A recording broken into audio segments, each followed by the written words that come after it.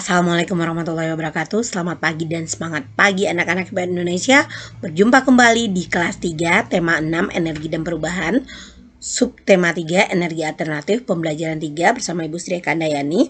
Anak-anak, sebelum kita mulai, marilah kita berdoa menurut agama dan kepercayaan masing-masing. Berdoa mulai. Selesai. Tujuan pembelajaran kita hari ini: 1. Menemukan dan menjelaskan kata-kata penting. 2. Menggambar kincir angin.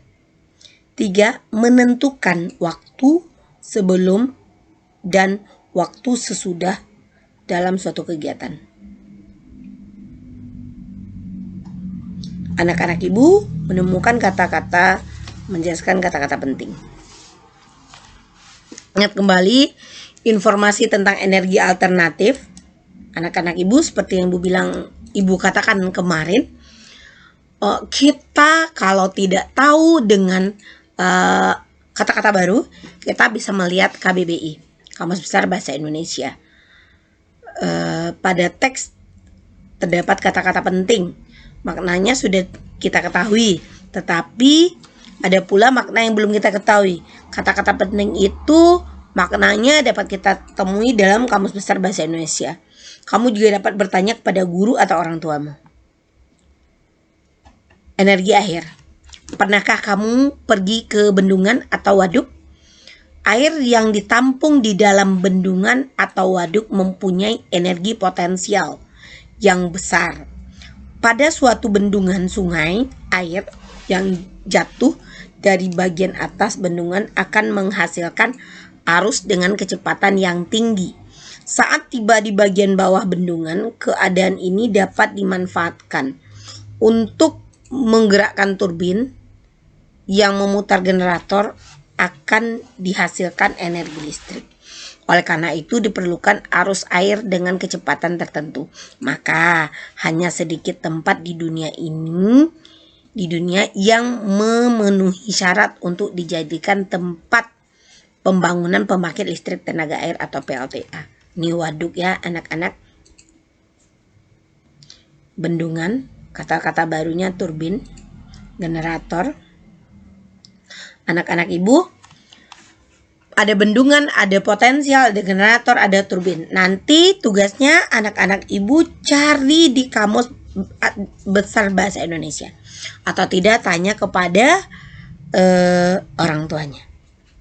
Setelah itu, tulis kalimat yang mengandung kata bendungan, potensial, turbin, dan generator. Menggambar kincir angin. Pada pembelajaran sebelumnya kamu telah mengetahui bahwa energi bayu atau angin dapat digunakan untuk menggerakkan kincir angin. Kincir angin yang digunakan untuk menghasilkan energi listrik berukuran sangat besar. Kincir angin yang berukuran kecil biasanya digunakan sebagai mainan atau hiasan. Menggambar kincir angin dapat dilakukan menggambar bidang datar baling-baling pada kincir angin.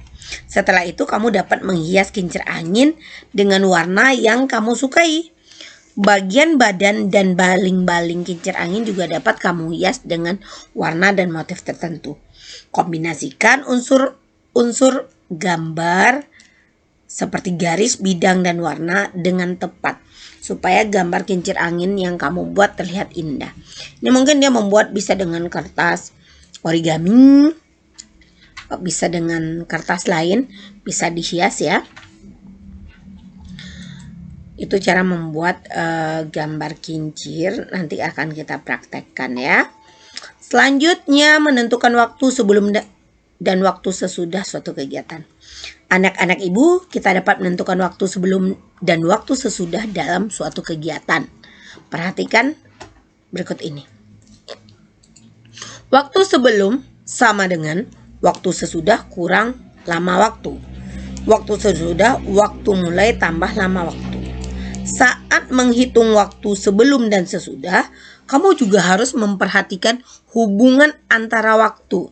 Misal 1 minggu 7 hari, 1 bulan 30 hari, 1 bulan 4 minggu, 1 tahun 12 bulan, 1 tahun 52 minggu, 1 tahun 365 hari. Catatan, Jumlah hari dalam satu bulan bisa 30 atau 31 hari.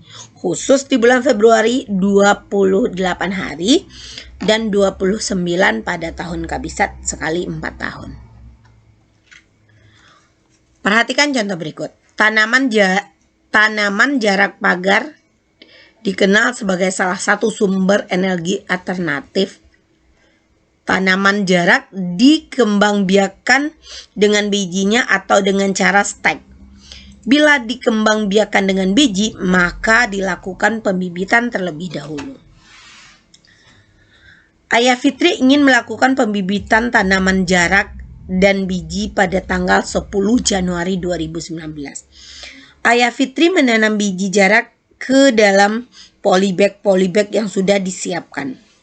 Polybag itu diletakkan di tempat yang teduh. Setelah 60 hari, bibit-bibit jarak dalam polybag harus dipindahkan ke tempat terbuka agar dapat beradaptasi dengan lingkungannya.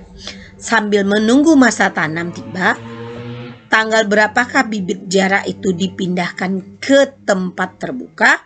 Anak-anak ibu ingat, tanggal 10 itu dia baru mulai memasukkan ke polybag. Setelah 60 hari baru dipindahkan ke tempat yang lebih besar atau yang lebih luas. Nah, ibu bisa melihat. Untuk menjawab, perhatikanlah gambar kalender 2019 di bawah ini. Berdasarkan kalender di bawah ini, 60 hari setelah tanggal 10 Januari 2019 adalah tanggal 11 Maret. Jadi Ayah Fitri memindahkan biji tanaman jarak ke tempat terbuka 11 Maret 2019. Ini tanggal 10.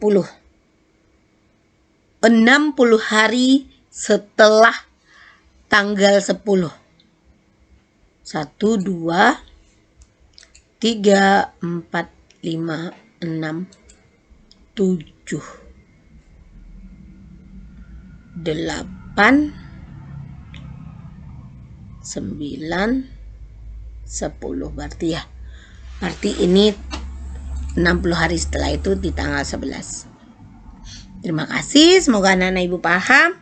Tetap semangat, baca buku tema, kerjakan soal-soal yang ibu berikan. Assalamualaikum warahmatullahi wabarakatuh. Subscribe, like, share.